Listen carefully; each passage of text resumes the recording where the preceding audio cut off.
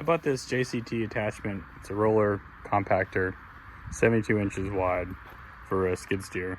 There's a couple things that you should know about it if you're thinking about buying one of these.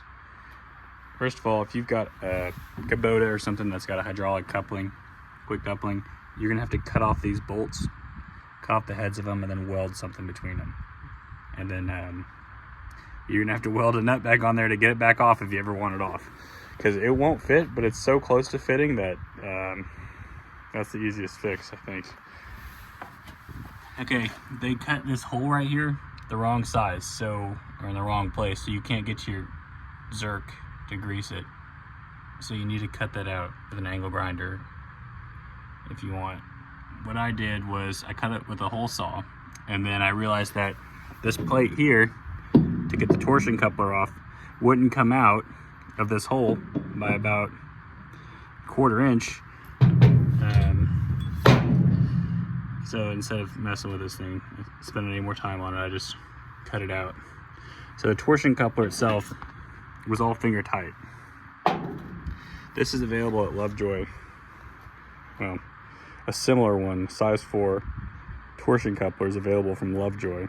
And what happened with this one, I ran it for about 40 minutes, it was brand new, and one of these bolts here backed out. And they were all finger tight all the way around it. So I bought a new size 4 torsion coupler from Lovejoy, and the bolt holes were too small, so I had to drill the bolt holes out bigger on this coupler. And then the dowel rods that hold this torsion coupler to this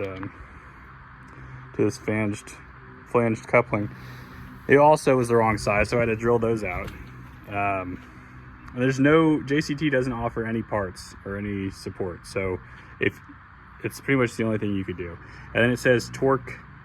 Lovejoy asks you to torque these right here to the splined shaft at 13 foot-pounds, and then these bolts here are 20 foot-pounds to the PTO.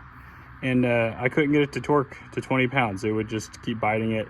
So eventually I got it all threaded in there, and I just welded them on there. I mean, I've spent hours on this thing now, so I'm kind of over it. If it works, it works. If it doesn't, I'm gonna scrap this thing.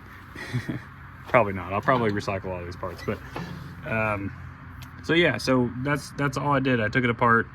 If it stops compacting on you, this thing here is probably come loose. So another thing, they had washers. The thing just slides in here, this torsion coupler.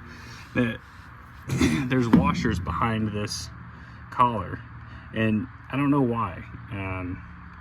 I mean, maybe that's why this one failed. I don't know. I'm gonna try to put it back together without the washers and see, but it should be tight up against the hub in there, and this guy just bolts to it. This is a Chinese hydraulic pump, so if I had watched this video before I took on this project, I probably could have done it in an hour, but man, it took me some doing. So yeah, so just to recap, you want to cut this out so you can get to the grease fitting there to grease it. No grease goes in this. This piece does not get grease at all. It stays dry. And then you know, torque the flanged pieces to 20 foot-pounds, and then torque these pieces going to the spline 13 foot-pounds, and then put it all back together and sell it. No, I'm just kidding. I mean, it should work forever now, but everything was finger tight. Even these bolts holding this thing on, they were just loose to finger tight. So hopefully that works.